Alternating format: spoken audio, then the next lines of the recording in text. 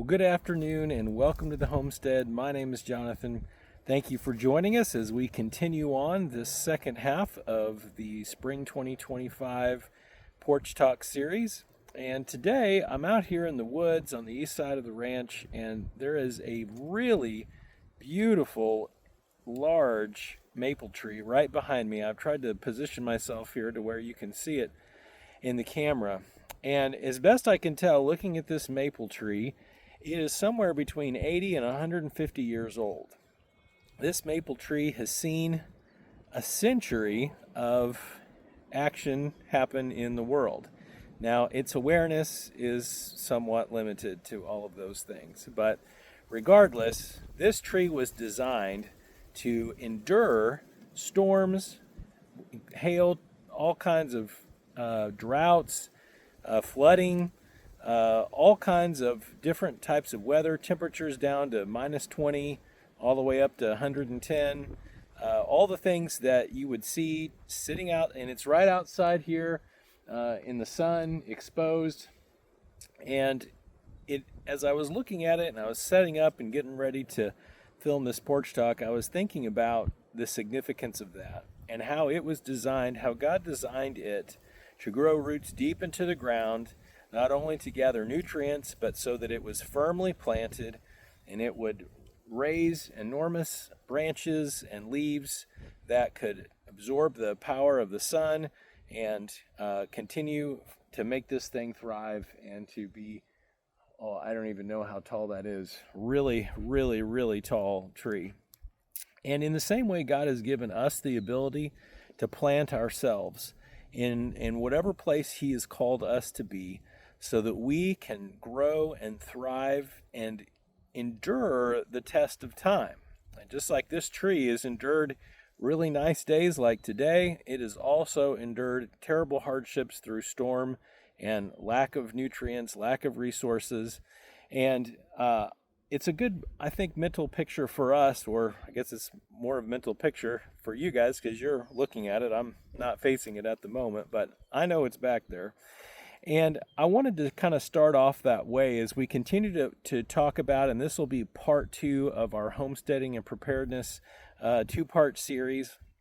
And as we're thinking about how important it is for us to be ready to withstand those hardships and those tests in life, I want to read from Genesis chapter 41, and we're not going to take time to read the entire story of Joseph and Egypt and how God saved that nation from famine through using Joseph, but there are a couple key things in the story that I think are really important for us to take away as we begin to separate out what's right and what's wrong and in our preparedness, because there is a balance that we need to have. You know, we spent a good hour a couple weeks ago in our mid-season finale talking about preparedness in the city, preparedness out in the country, and everything in between, and our need to store up supplies and be ready for whatever life throws at us.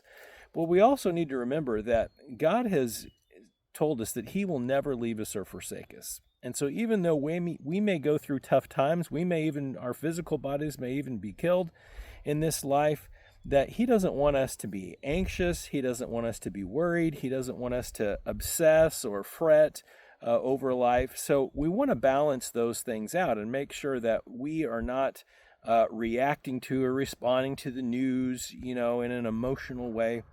That we're just simply going about doing the things that God designed, how He designed us to be, so that just like our ancestors prepared all year long for the winter time, so they would have food to eat in the winter, even though we're a little more modernized and we have conveniences and machines and systems that make that less of a threat or of something that we need to do, we still have the same seasons and cycles that occur in our lives and things that we need to be ready for. And so as Joseph is standing before Pharaoh, Pharaoh's told him his dream, he's interpreted his dream, and he's given God the credit, saying, my God has told me what this dream means, and this is what Pharaoh must do.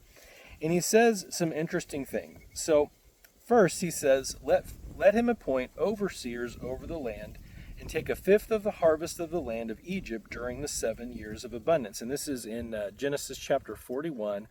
We're beginning in verse 33. Let them gather all the excess food during these good years that are coming, and under Pharaoh's authority store the grain in the cities. So the first thing he does is he creates a plan. He appoints someone to begin to gather the resources. And so in your family, someone needs to be appointed as that main person who is going to, and it could be a husband-wife team. It's great to have kids involved if your kids are still living at home, to get them, this is a great opportunity for them to learn skills and to learn the value of preparedness and being self-sufficient. But somebody needs to kind of be put in charge, I've noticed that in every family there's at least one person that really has a burden for it, that they understand it, they get excited about investing time to do that task. And so maybe figure out in your family, who is that person? Who's the person that really has that mind, that's thinking ahead, that's able to plan and provision and make lists and to think things through. So that you don't just waste a bunch of money on things that you don't need, or preps that are unnecessary, but that can really accomplish that task, just like what the Lord had directed Joseph to tell Pharaoh to do. And then, of course, the second thing, it says that during the good years, you are to gather all the grain so that you can preserve it as food, because there is a severe famine that's coming upon the land. And that way the country will not be wiped out in the famine, ending in verse 36. So once you kind of have somebody assigned, or if it's a team effort in your family, somebody is making that plan, then you've got to execute that plan. And an important question is answered for us here, because for a lot of you I think we ask the question, well, when's a good time to do that? Do you wait until the emergency to begin to get ready for it, or do you plan way ahead so that when something happens, you know what you're going to do? And so the best time to plan is when you have kind of a normal status quo situation. Now, what's a challenge, and you've heard me talk about this before, so I'm not going to spend a lot of time on it today, but many of us, especially if you're a little bit younger, experience normalcy bias, all right? The idea that just because things have been this way in the United States for the last 50 years, the next 50 years will be the same way. That there's not going to be infantry coming over the hill and tanks and aircraft bombing our homes in a war, or there's not going to be an EMP that takes out the power grid, or a cyber attack, or whatever kind of national emergency or situation that comes up. We tend to think that just things will continue to be like they were. That's called normalcy bias, and that's a normal psychological condition that most people have. But what we need to do is be students of history and understand that every 50 to 100 years, most every nation experiences a massive national catastrophic event. And I'm not talking about, while COVID was a terrible thing, it was not a catastrophic event, right? I think it was less than 1% of the population ended up dying, which is still really bad, and that's nothing to take light of. So please don't hear me being light of that. But I'm talking about, a major war, civil unrest, nuclear exchange, or nuclear terror, radiological bioterror event, something that really disrupts the supply chain for more than a few weeks or months, that disrupts it for years, or sets us back technologically, like the fall of the Roman Empire, which really set back humanity for 1,000 years. Now, hopefully those kind of events won't happen in our lifetime, but we're prepared, not scared, right? We're not scared because we're prepared for those types of situations, to endure and to continue on to sharing the gospel message and living the life that God's called us to live in spite of those things happening. And so here we have the directive that when you're in those normal times, and I would, even though there's strife in the world, there's tariff troubles and economic troubles and all these things, generally things are pretty calm. This is a time where you can put away some food, get some preparedness plans in place, and get some money saved, do some things to solidify yourself, to plant yourself firmly in the ground of life, just like this beautiful maple tree back here has planted itself firmly in the ground, and it is ready to endure an intense hardship. It's ready for flooding. It's ready for storms. It's ready for drought. It's ready for whatever might come after it. And so we need to be the same way. Now it says in verse 37 that the proposal pleased Pharaoh and his servants. And so he said to his servants, and I'm going to summarize this kind of next 10 verses. Joseph's our guy. We want to put him in charge. I want you to do everything that he has told you to do, and make the right provisions, invest. There's going to be some investment, right? There's going to be some cost. There may be some short-term sacrifice for that long-term gain. And so they began to put things into motion, and sure enough, God's word is true, as it always is, and there was a famine, and not only was Egypt saved, but people from all over the region came to get food in order to survive and endure that famine, which was very long and very difficult. And so this is just a great story that helps us pick out a few specific things that we can grab a hold of and say, okay, this is how God is leading us or directing us in our lives to be prepared. And just like I say all the time, failing to plan is planning to fail. So if you don't have preparations, if you're not ready, if you don't make a plan, then that's really just a decision. It's kind of like if you just decided, well, I think I'm just not going to eat anymore. And you just stop eating and you just think, well, God's going to take care of me. I'm never going to eat again, but it'll be fine because, by golly, I love Jesus and he's going to make sure that I don't die. And then, 3, 4, 5 days later, however many days, you're dead. And then you go to heaven and you say to God, well, how come you let me die? I had faith. I believed that you were going to deliver me. And God said, well, I gave you a stomach for a reason and an endocrine system so that you could eat food and digest it and live. And you didn't do that. So I don't know what to tell you. Okay, summary of how that might go down. I don't know how it would go down exactly, but it sounds ridiculous, and hopefully it's something you would never consider doing. But yet that is how many, in fact, perhaps most Americans go about their daily lives every day. Just not being responsible, not taking responsibility for themselves and their families to be ready for when difficult times come. So hopefully if you're watching this, you are not one of the quote-unquote sheep, but that you are a take charge kind of a person and that you are ready to face this challenge. Now, as I mentioned last week, we have a really diverse audience. So I know that many of you, many of the things that I'm going to say today, you know those things by heart. You have been preparing and planning for years. You are, you have a castle of preparedness. And so thank you for your patience through this video. I will hope to have some advanced things for you though. This is not just an entry level video. I'm going to try to keep a lot of things basic, but I'm also going to try to throw out some advanced things because there are some challenges as you get into this. We are on it's 2025. So we're on about year 12.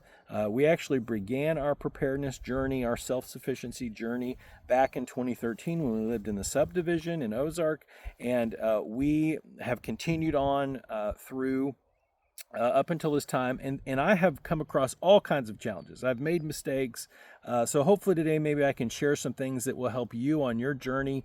Now, if you're on year 15, 20, 30, 40, you may have to teach me. I may not have a whole lot to teach you, but if you're towards the first decade or so of your journey towards preparedness, then hopefully there'll be some content today that will really help you grab a hold of some practical things moving forward.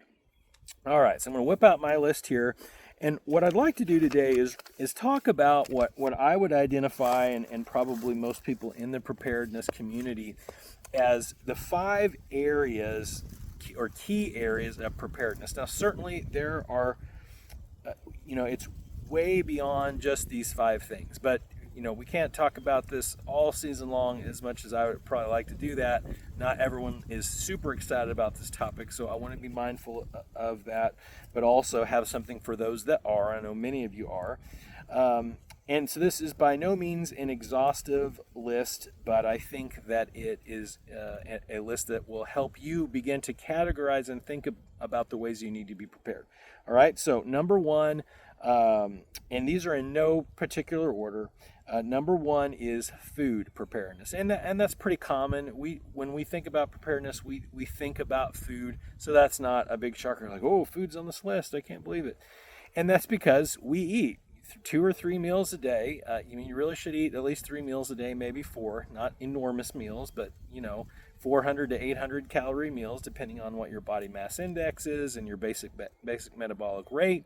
Ideally, you want to not take in more calories than you are you want to burn as many calories as you're consuming. Unless you're trying to gain weight, if you're trying to gain muscle mass, well, then you're going to have to eat more calories. If you're trying to lose body fat percentage, you're going to need to be really careful to eat the right kind of calories, protein type calories, complex carbohydrates, fibrous carbohydrates, and some fruits in order to achieve those different goals. So we're not going to get super into that part of it, but calories is what keeps people alive. You cannot fight wars. You cannot breathe air without calories. So it's important to have calories. Now, what I would challenge you to do, and one of the easiest things that you can do to start, if you're just a starter, is to buy a little extra food that's non-perishable at the grocery store and begin to put it away.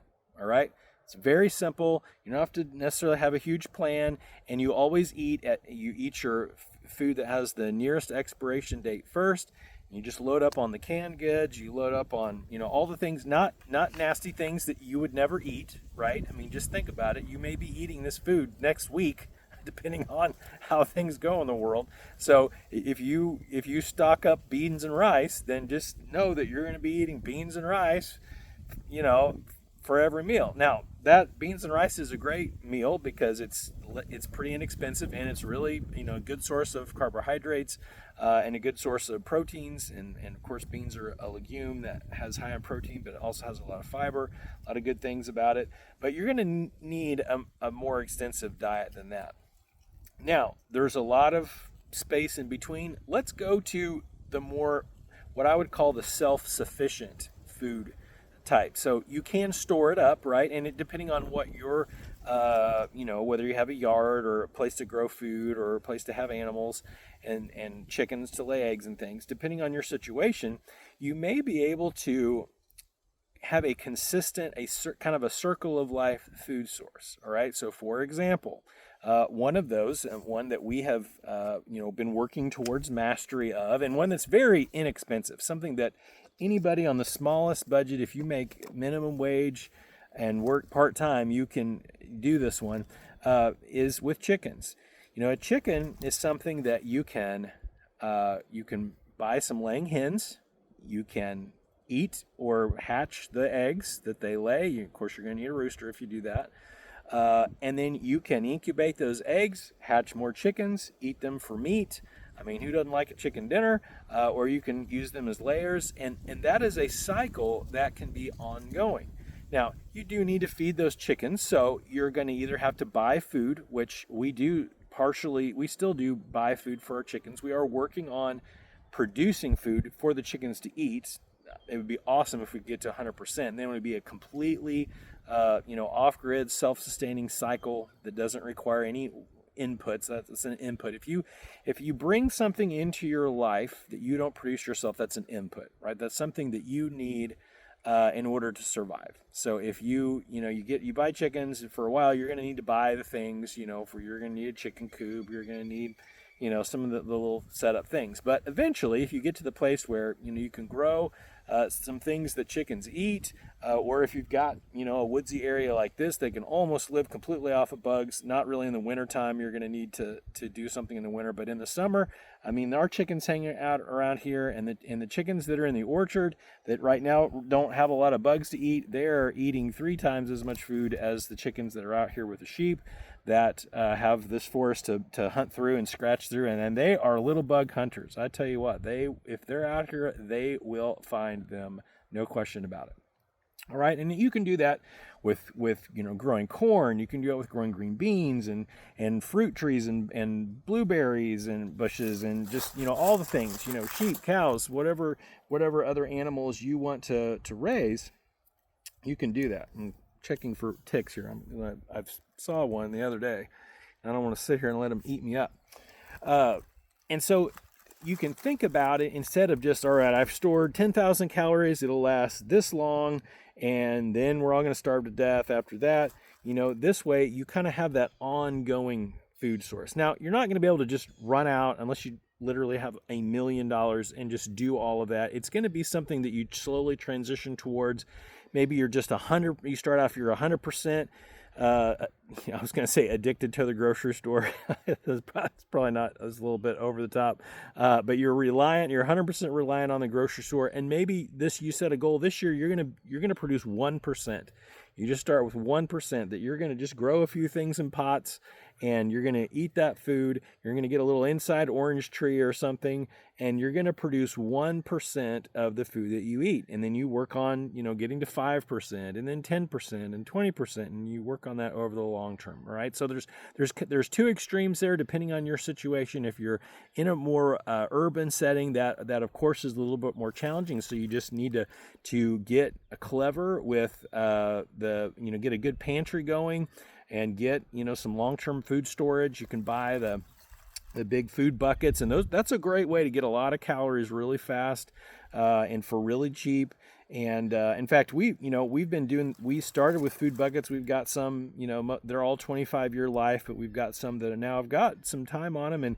And I think what I'm going to do, when the grandkids are all out here, when they get a little bit bigger, we're going to have, I don't know, a week, but maybe take 3-day period, and we're going to sleep outside around the fire. We're going to pop open one of those food buckets. Of course, we'll buy a new one to replace it, but before it goes bad, then we'll pop it open and we'll just practice, eating all that stuff, making everything in there. Of course, there's all kinds of good stuff, blueberry muffins and pancakes and all that. I'm sure it's not going to be as good as if you had all the different ingredients, but it'll be a lot of fun just to pop that open and make that food outside with the iron skillets and those kind of things. So you can have some fun with it. It doesn't always have to be just super serious and always just tense and oh, we got to get this and we got to get this, and make it a lifestyle. Turn it into something that you teach your kids and your grandkids and your great grandkids, that you pass down from generation to generation, because that's important. If we find the Lord's favor, we could go 100 years before we have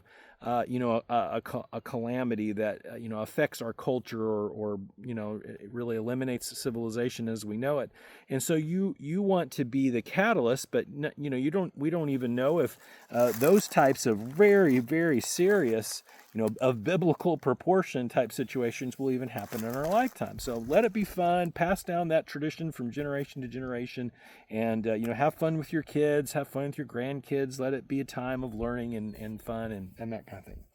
All right, number 2 is water.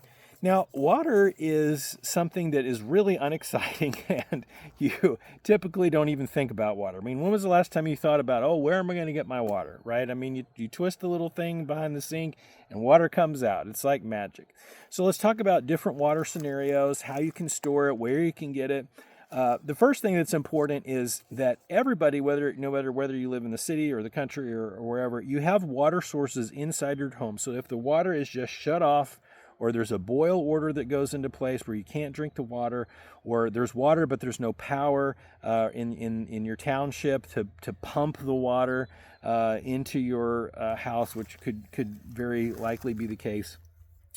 Interestingly, and we'll talk about this more when we get to power, there are only enough transformers to replace 3% of the power grid, because they're made in other countries all around the world, which is the whole point of the tariffs, to try to get some of those things back here. So right now, if the power grid went down in a cyber attack or an EMP, it would be years, literal years. All right, fact check me. Call your nearest utility person and just say, hey, how many transformers do you have in reserve? And if they all got blown in an EMP, how long would it take to get them all back? And they probably don't even know the answer to that question, but they will probably tell you a very long time.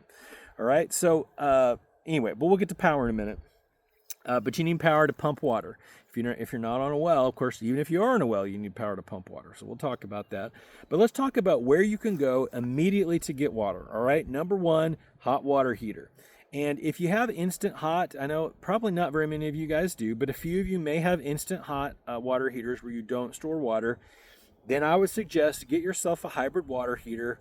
Get you an 80-gallon or 100-gallon, at least a 50-gallon, and that way you've got a bunch of gallons of water just immediately that you can tap into to drink if it all goes wrong, right? It's just sitting there. You may want to let it cool off for a little bit. And I know they're not as efficient. Well, actually, the new hybrid ones are, or the heat, I'm calling them hybrid. They're actually heat pump water heaters. They work fantastic. We got one about, I don't know, back in 2017, I think, and it is fantastic. It's a little bit of money up front, but it paid for itself within 18 months. And, now we have virtually free hot water. I mean, it is just fantastic. I mean, not virtually, it is free because we're on solar power. But even without solar power, it barely uses any energy at all. You do have to offset some of the cold air that it puts out because, it's taking heat out of the room and offsetting that. But there's ways to do that. That doesn't cost anything. So anyway, so that's a water source. Of course, all the pipes in your house, whether it's copper, PVC, galvanized, whatever it is, they're full of water.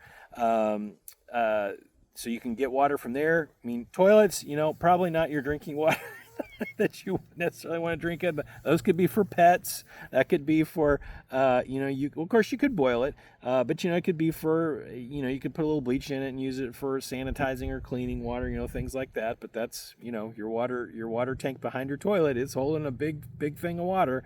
I know that's hard to think about, but the last thing that you want to do in a crisis is to be out running around, looking for a pond, which never drink out of a pond. There's amoeba and all kinds of bacteria and fungus and things in ponds that you do not want to drink out of the pond without boiling that water, filtering that water first.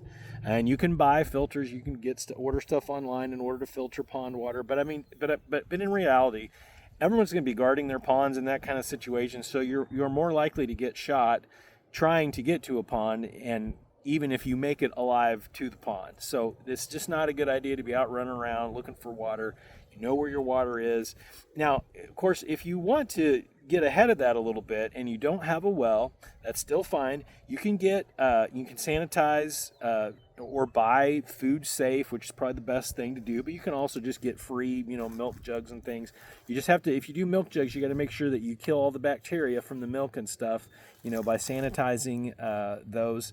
And usually kind of the traditional way is if you're going to store water for a long time, because it can get kind of bad after a while, after 6 to 12 months, and you can look this up on the internet. You just get like a drop of bleach or some kind of antibacterial sanitizer, and it will, it's not going to kill you to have a drop. I mean, if you knew what was in the water you're drinking from the city, you definitely would not worry too much about the tiny little drop of bleach.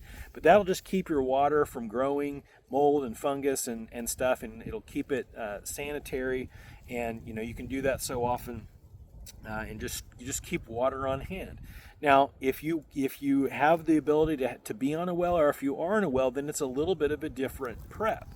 What you need to focus on is powering your well, all right? Where if you, and you didn't hear it from me because I would never suggest for you to do anything illegal, especially not on YouTube, but if you let's say you lived in an imaginary world where there were not laws against shallow hand-pumped wells, and you can just get a hand pump and pump out of your well. And there are some alternatives I saw at the Homesteading Expo where you can actually attach a hand pump onto your powered well, and if the power goes out, you can hand pump the water out. Stupid cool. I would totally get one of those, if I didn't have solar power or alternative power. One of the easiest ways is just keep a little bit of gas or diesel on hand and have a generator. That way things go, the power's out, then you can just move right in with your generator, plug it in, and you got water pumping and you're good to go. And you probably do, if you want to really be prepared, you want to have an extra well pump. Just have that thing ready to go, because pumps die. They have about a 15-year life-ish, depending on the brand and such and how hard to use it, and or if lightning strikes it. Fortunately, we've not had that. Our well's 10 years old, not ever had any issues with it whatsoever. But then you've got way, if it gets wrecked, then you just pull it out, put another one in there, good to go. So have some of those things ready if you are on well water and you want to be able to pump them out. And you can also have our solution has been solar power. We like solar power. It's easy, it's clean, it's relatively safe, and it's free. It's just it is like magic. These solar cells, they absorb energy from the sun, and they compress the energy into our batteries, and then we discharge the batteries, and it powers the whole farm and does great, and even powers miners for one of our businesses. For digital assets. So, solar power is a great way. You can do wind power, more expensive, more difficult, less consistent, but there are some alternatives. If you have running water on your property, which is literally like gold, actually, I think it's probably definitely more valuable than gold.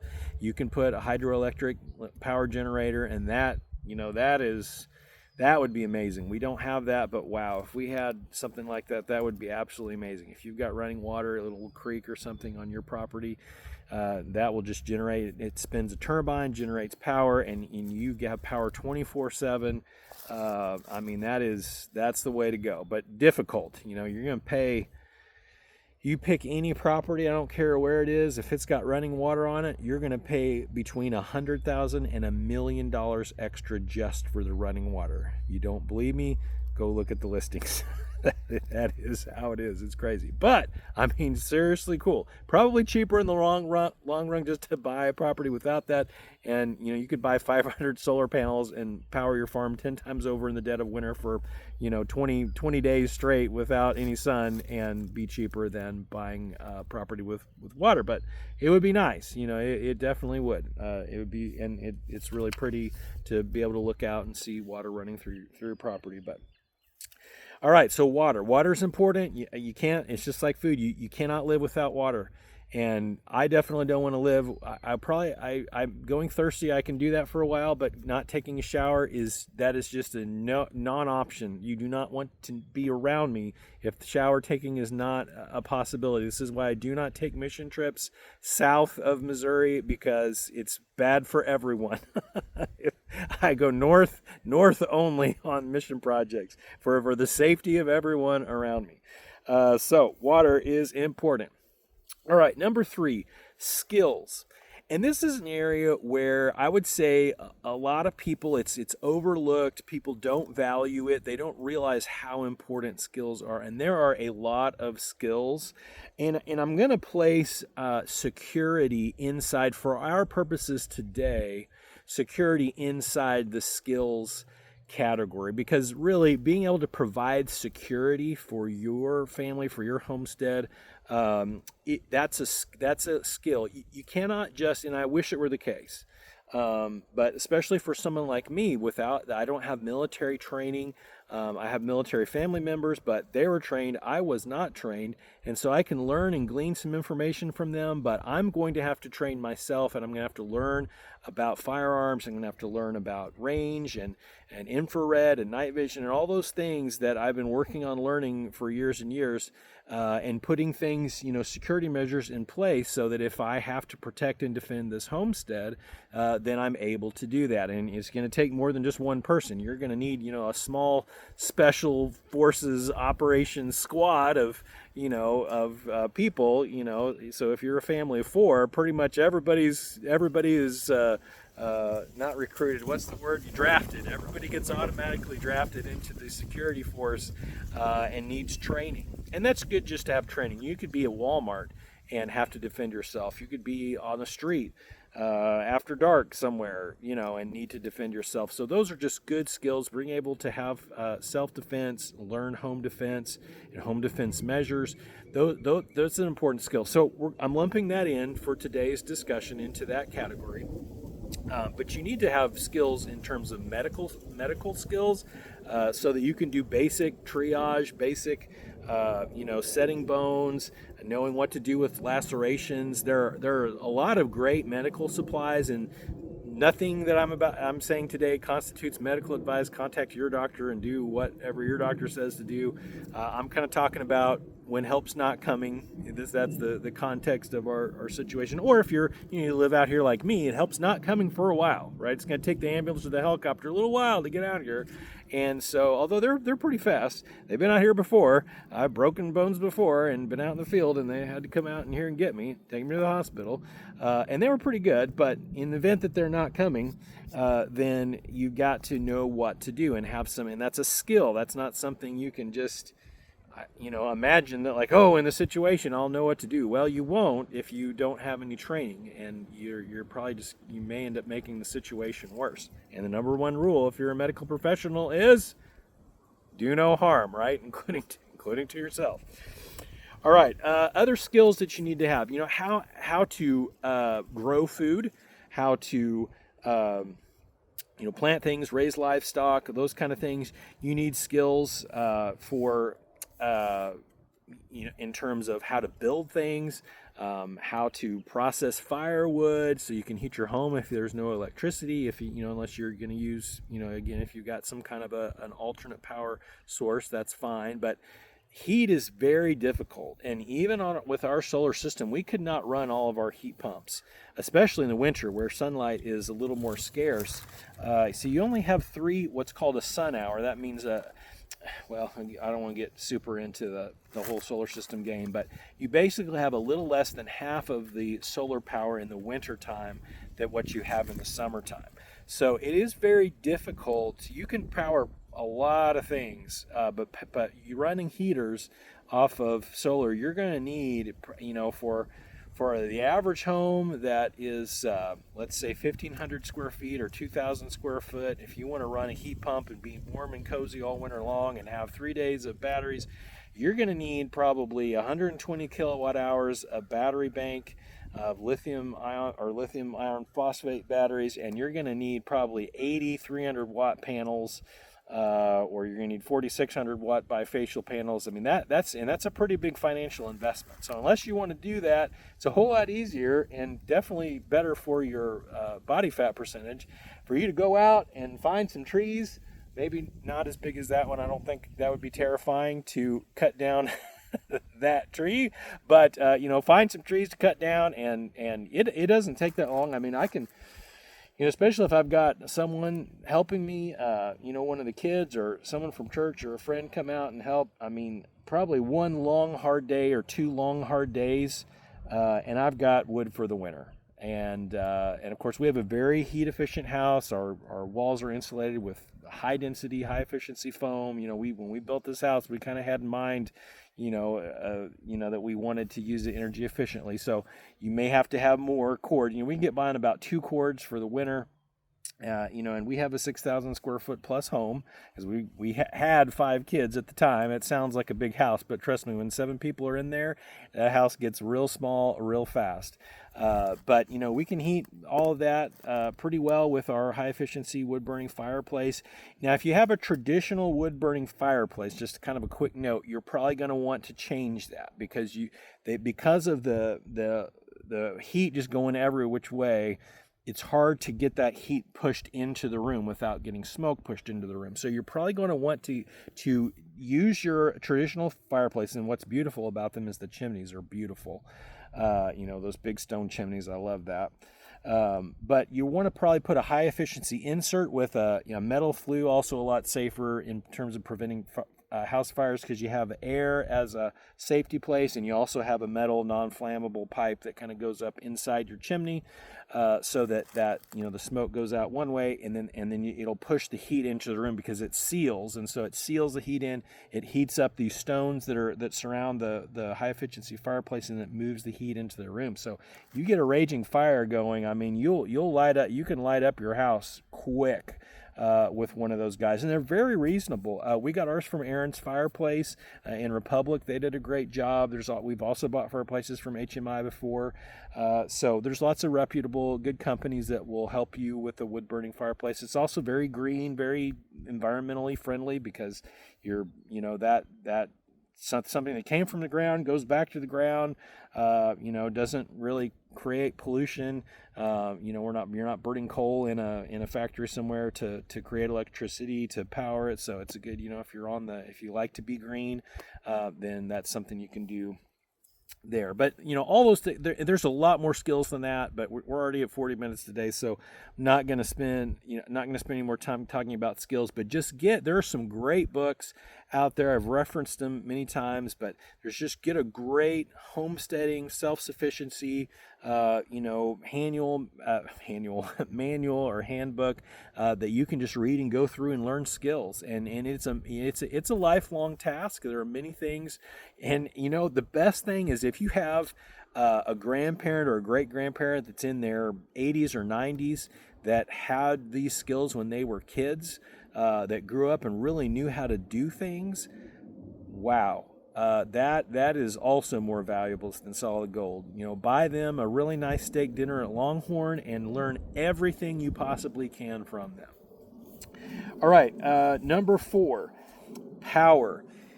Power is one of those things that, and we touched on it a little bit, so this is somewhat of a continuation, but I put it in a separate category because there's a lot to power. You need to decide what your personal strategy is. If you are, whether you're preparing for that short-term power outage during an ice storm, and I honestly, guys, if you're preparing for a 4-hour power outage, I would honestly just say, put your big boy pants on and just you need to prepare for that. If you have, I guess, unless you have a heart monitor or a medical device that has to have power, then this talk will be very helpful for you. But really, guys, just sit in the dark for a few hours. Not a big deal. All right, don't stress about that.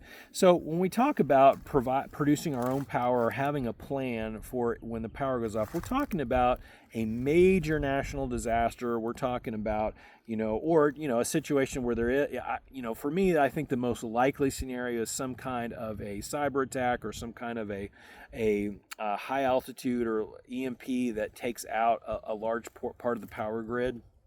And it's just going to be a long time, weeks or months before the power comes back on. If you know anyone from Puerto Rico, where hurricanes come through there, they go months on end without power at times. And so, you can talk to them. They can tell you all about what that's like. They've got a plan. They've figured out how to live through that. So we're talking about that kind of a situation. And we're also talking, too, I think, about you being your own power plant, which can end up saving you a lot of money. We started, and I built the system myself, saved a ton of money if you can do it yourself, but of course you need to learn skills, you need to do it carefully, you need to not just do crazy stuff with electricity, you can get yourself hurt. You're probably more likely to get hurt falling off the roof though than you are hurting yourself with electricity, but still, we began in 2018, so we are 7 years in, we've already gotten payback on everything that we've bought. Which is pretty good. Usually they tell you it's like a 20-year payback. And yeah, if you have a company come out and you spend the big bucks and do a lot of that, I'd say it could end up being that much. But if you'll just go to Missouri Wind and Solar, which is a kind of a do-it-yourself solar store, talk to people, learn a little bit about how to do it. I'll be glad to help you get started. Just learn a little bit about it. We produce power on average for between 4, and this is including our battery bank, which we have a pretty extensive battery bank. I've got a series of car batteries, BYD car batteries that I repurposed to power, EV cars power our home and power the farm. But we produce power for between 4 and 6 cents a kilowatt hour, which is less than half than what it cost if we purchased it through our co-op, White River. We're in the White River co-op, which we're at a little over 12 cents a kilowatt hour now. It used to be like 9 cents when we moved out here, but it's gotten more expensive, and it sounds like there's more rate increases coming. So you really can, if you're smart about it and you learn about it yourself, you learn how to do the maintenance and things, which there really isn't. I can't say that I've done any maintenance on the solar system in probably 4 years. And there's just really, if you do a good job installing it and you just let it do its thing, you have good inverters that are programmable, that manage power and handle everything. You don't have to do anything. And then when the power goes out, you still have power, and if the power goes out forever, you're good. Now, you want to be careful, because if everybody's lights go out for about 3 weeks and they look up over at your house and see that you have power every day, you may not want that kind of attention. So you have to be mindful about those kind of things. But having power when there isn't power coming from the power grid, it gives you some advantages. Number one, refrigeration. And it's probably the most important thing, unless you have a medical device that you need to power. Some horses. Here's some horses over there getting rowdy. You your ability to freeze foods and refrigerate foods is really important in a grid down scenario, because it's hot, unless you just want to eat out of a can endlessly, which nobody does. And I mean, I just do not like a lukewarm beverage. There are just some things in life that I really need to have. And there's not a lot of those. A shower is one of those, and ice cold, even if it's just water, and ice cold water, that is something that I really need. So for me, refrigeration is a must have. I know that it's not really, and you guys are probably like, okay, that's ridiculous. But you need to, there are some advantages to having power like that, or, for your deep freeze for meat and those kind of things. And, having a little air conditioning is nice in the summer, being able to, charge power tools and those kind of things. Cause, if you've used manual hand tools, it's a lot slower and it's a lot harder. You get out, I tell you what, you come out here, and I've done it with an axe and a saw, cutting down a tree. Let me tell you what, it takes about 5 to 10 times longer, and it is 100 times harder than firing up my EV chainsaw that runs off of a lithium battery and goes forever on charge and doesn't give me fits, and I don't have to fight with the carburetor and all this and that. Then that is a really nice thing to have, and it doesn't take just a whole lot to charge that. So if you are wanting to have those things, you're going to need a power plant. Now, the alternative to that, and actually, I would recommend this probably more than going to, if you're limited on funds, because it's going to cost you probably $10,000 to get a good solid, buying all the stuff to get a good solid solar system with batteries and everything to power your home.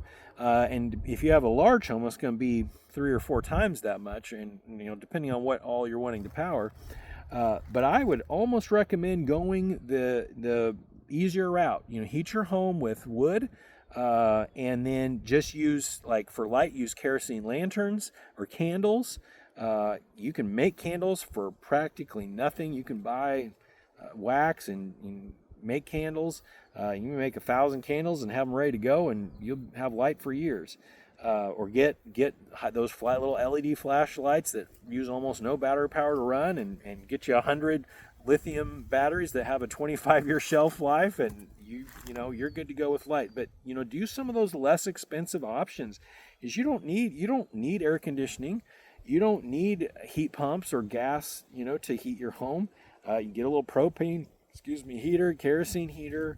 That was our initial plan. We didn't always have solar, and so we had kerosene heaters, we had kerosene lanterns, we had flashlights and LED lanterns, and that's how we started, and that was our power. And when things went out, we planned on digging a hole in the ground and putting some water down in it and letting it get cold, and putting our food in there to preserve it, butter and things. You're not going to freeze ice cream or anything that way, but you can keep some things cool with some alternative methods. But that's really probably the best way to start. Just kind of have a little bit, what I would do if you said, okay, I have $100 and I need to produce some power in case there's a prolonged power outage, what should I do? Well, I'd get 2 LED lanterns and some lithium batteries. Don't buy lead acid batteries, because they leak over time and they don't last very long, and they also don't do well in certain temperature conditions. But get some good lithium batteries. Preferably lithium iron phosphate. Lithium ion do tend to explode if you don't treat them very nice. So if you can get lithium iron phosphate, always do that or lithium cobalt over lithium ion. But get some batteries, get some flashlights, some LED lanterns, and maybe even get a 5-gallon kerosene, 5 gallons of kerosene and a kerosene lantern.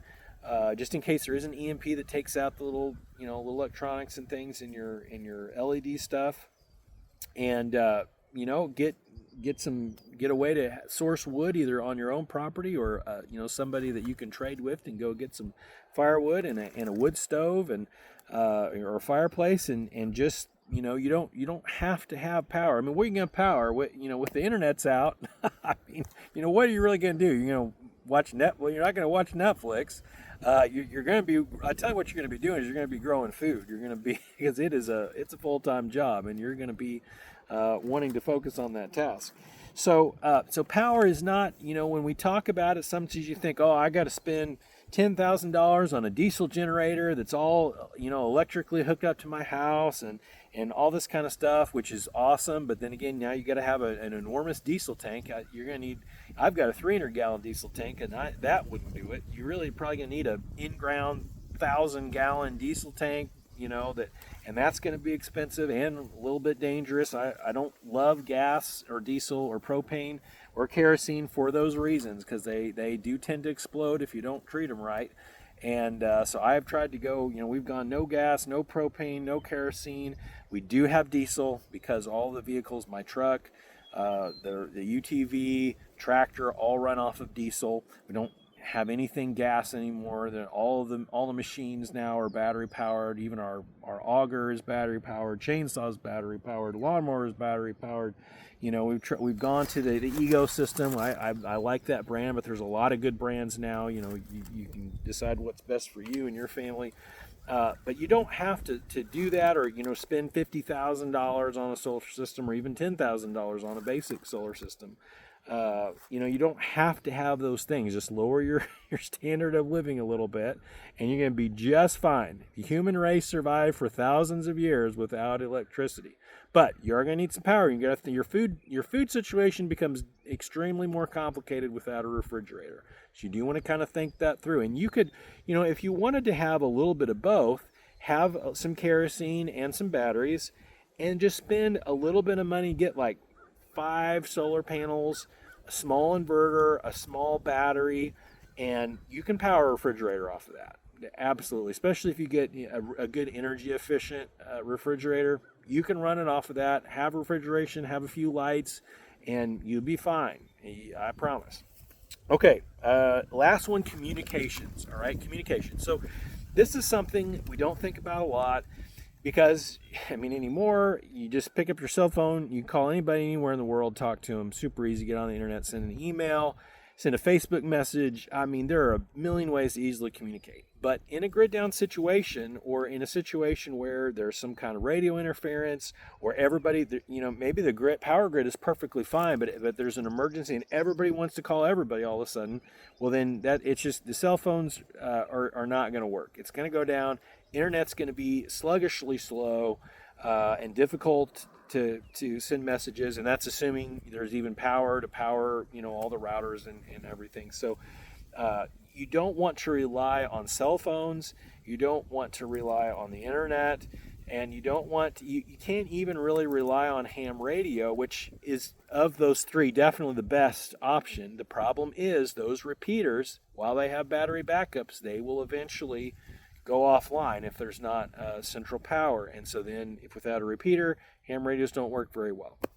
So the best thing that I have discovered, and that other like-minded people like me have figured out, is to get a GMRS radio, get an antenna, transmitter, or transceiver, and who you want to communicate with. Make sure they've got the same gear, and you're not talking a lot of money. You're talking $300, $400, $500, and then you can communicate for several miles, site to site, with a radio. And if you have your own power, if you got a little solar system or a little generator to power that, you could, no matter what has happened, if all the communication infrastructure on the planet is kaput, then you can still communicate, with friends and family and other people that, other homesteads, other people in your trading network, because if you're kind of a lone wolf and you're thinking you're going to survive a global catastrophe as a lone wolf, historically, statistically, that's not possible. People need people. We need each other. You need to be able to trade. You need things other people have. You need their skill sets and such. And so that's not a great strategy. If you're planning to just go lone wolf, live out in the forest, that strategy will not work, because everyone in the world is going to be super hungry, and they're going to be out there in the woods shooting a deer, and all of a sudden they're going to see you, and you're going to look pretty appetizing, and may just shoot you instead. So you got to make sure that you're thinking about this right. You're not just going to go live in a cave or out in the woods somehow and survive it's just that plan will not work. So you need to have, you got to have a place, whether you're in the middle of St. Louis in an apartment. You've got to have food, you got to have water, you got to have skills and security, you got to have some kind of way to power whatever it is that you're going to need to power, and you got to have a way to communicate with others. Those are the kind of the five key areas of preparedness and self-sufficiency. Now let's talk about it. We've kind of talked about it from the preparedness mindset, because honestly I think it's a little more interesting and probably in terms of emergency preparedness, it's meaningful. But there's also an economic advantage to being prepared. First of all, because of inflation, typically, it's not 100% always the case, but typically, all right, just let's go back 4 years in time, all right, let's just say 3 to 5 years in time. Could you have bought canned goods cheaper? Yes. Could you have bought a computer cheaper? Yes. Could you have bought eggs cheaper? Triple yes. Could you have bought,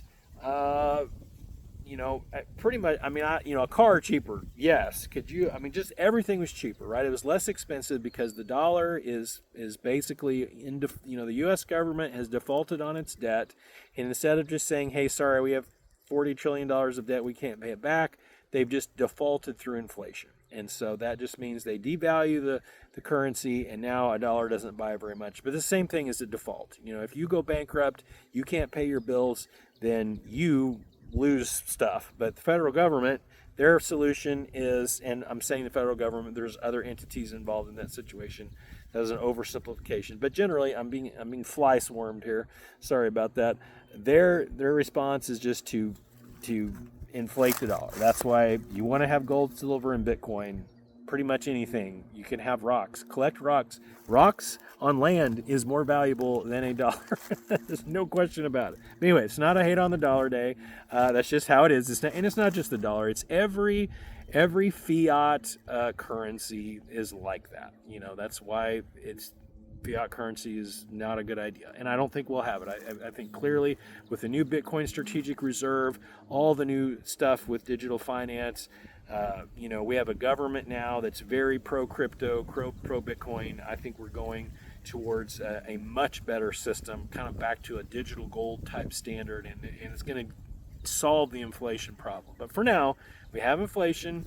It's a real thing, and a way to beat it is to buy stuff for today at today's prices that you can use tomorrow.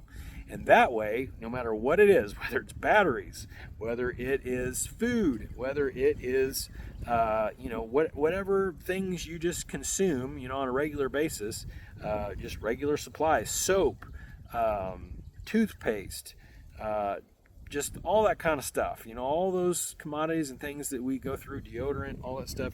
Buying it today typically is a better strategy than waiting right to when you need it, because you're going to pay more for it in that time. And that's assuming it's available.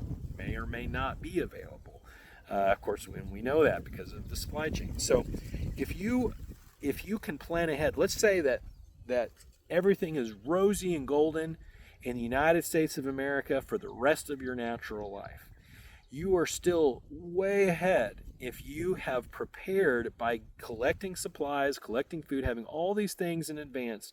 You are money ahead because you are buying it less expensively, let's say 5 to 10% cheaper than what you would pay for it if you just go to the store and then you come home and use it. So you're so much better off having that. And then if you have a time in your life where things are lean, you lose your job, economy turns south, you have a medical crisis, and so now you've got, there's something happens with your insurance. I don't know, you've got a 10 or 50 or $100,000 medical bill. You've got to pay that, and there's not money left over to buy groceries. Well, you don't need that. You don't need to worry about that because you have the money or you have the supplies on hand. You don't need the money. And then lastly, let me say, I want to kind of say this because I've noticed there's an enormous trend and desire, and I think it's a generally healthy one, that instead of working as an employee 60 hours a week till your body falls apart and you can't enjoy your retirement years, and work until you're 80, people are wanting to retire early. They're wanting to have their, be able to live their life while they're young enough to enjoy it. They have the good health to enjoy it. And I don't think that's a bad thing. Now, you can't expect the government to pay for that, or taxpayers to pay for that, or someone else to pay for that. But if you are a good money manager and you do, you employ some of these principles. So for example, let's say that you want to retire when you're 45. And so you think, okay, I'm going to need some kind of assets that give some yield so that you can live off the yield. Okay. And then because you're not eligible for Social Security yet. And then you're going to need to, let's say you've got 5 or 10 years worth of soap and dishwasher detergent and just all those normal things that you need through life. And let's say that you are able to grow your own food. And so that maybe, let's say 50% of all the food you consume, you grow yourself. Okay. So now you've eliminated half of your food costs. Let's say you've got a well. So now you're producing your own water. You've got a septic system. So now you don't have to pay for septic. You've got a solar system or a wind hydro system, a way to generate your own power. Now you don't have an electric bill. Well, you have eliminated an enormous amount of costs. You might be able to live a comfortable, pretty easy life for $10,000 a year. And if you have some interest generating assets, that's not a hard thing to do. That's less than $1,000 a month. I mean, if you have enough money, you can put it in a CD and make that, which I don't recommend that. It's not, 4% is not a good return on investment. But, if you want to preserve your fiat somewhat, that will sort of keep up with inflation. It's not a terrible idea. We do that at times, right? When we know we're going to need the cash for something and we don't want to put it to work in the markets or put it at risk in any way. And so we'll put it in a CD. So not against CDs. They have a place. They can be good. Definitely better. Never let cash sit in the bank. Terrible idea. Never do that. Just never do that. It is poor stewardship. You're going to lose money. 100% guaranteed. Better to buy the most riskiest crypto asset you can find than let money sit in the bank. Okay, maybe not financial advice. Just don't let fiat sit in the bank. You know you're losing money by the day. But if you were to, going back to talking about retiring early, whatever it is, 40, 45, 50, 55, depending on what your circumstance is, you could get a lot of, if you will do the 5 things on this list, you would be able to be free from, the tyranny of the workplace. Even for a while, even if you said, I'm going to take a 5-year sabbatical and I'm just going to enjoy my life while my kids are, younger, or maybe I can help them. You got grandkids, you can go visit them and help them, and you got ministry, you got mission projects you want to do, you want to be a missionary, somewhere, and so whatever it is, you just want to do some things before you're 70 and you're not, you don't have the health to enjoy your retirement. I think that's perfectly fine, and this is the way to do that, guys. I'm telling you, unless you just start a business that does really well, this is the way to do that, to just make $40,000 a year or whatever your salary is. You put these things into place, and it might take you 10, 15, 20 years, but you get set up and you get a solid functioning homestead, or you just get super efficient in your subdivision or your city dwelling, and you could do something like that, and that would be super cool. And at the same time, you've also, on accident, or the byproduct of that is you have insulated yourself against a lot of emergency preparedness situations. So that is, this area is really exciting. Tons of content, tons of things to talk about. You could learn and get involved in this area for the rest of your life and still not, cover all of the things. But hopefully this has just been, for some of you, an introduction. For others of you that are deeper into this and that you're kind of trying to think about what are the next steps, how do I get more advanced, how do I get more prepared, how do I extend my longer term, or how can I begin to produce things so that I don't need to worry about what my consumption rate is. Hopefully that's given you some things to think about and maybe whetted your appetite if this is not something you've thought about. That you read the story of Joseph, but you kind of missed that part of the story and the importance of that. Then I hope that maybe that's planted a seed, no pun intended, for in your life that's kind of getting you going. And please reach out. I would love, this is an area of ministry that is really near and dear to my heart and is important to me. So I would be more than happy to help you. If you just bounce ideas off of, or, answer questions, share failures and successes. I think there's been more failures on the road to success, but ultimately we've had a lot of successes after we learn from all the failures. But maybe we can share something that would help you on your journey. Please don't hesitate to reach out. We'd be happy to help with that. So we'll leave it right here. Let me close this in a word of prayer, and then we'll see you guys next week for Porch Talk. Lord, thank you for a great day. Thank you for a beautiful day. Thank you for this maple tree behind me that has stood the test of time, that speaks to us even though it is silent, about you as our creator. It speaks to us about our responsibility to plant ourselves firmly in this world, that you have called each of us to do specific things. And so, Lord, I pray that we would not be lazy, that we would not just give ourselves over to just the lusts of the flesh and the conveniences and the comforts of this world, but that, Lord, we would be firmly planted in your word, that we would be firmly planted in the calling that you have in our lives.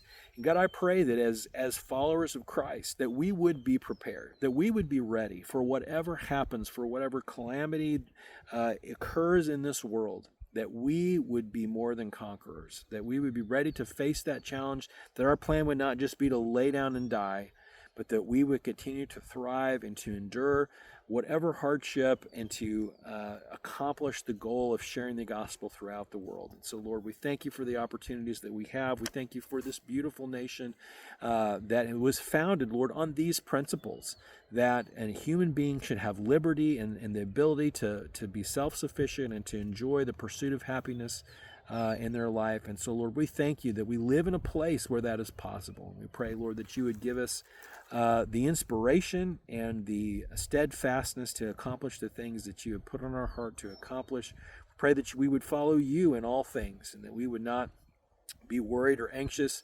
about the things of this world, but that we would look heavenward and look forward to an eternity that you have planned for us, Lord. So we thank you. We give you the praise and the glory for all of these things today in Jesus' name. Amen. Thank you guys so much for tuning in, and we'll see you next week.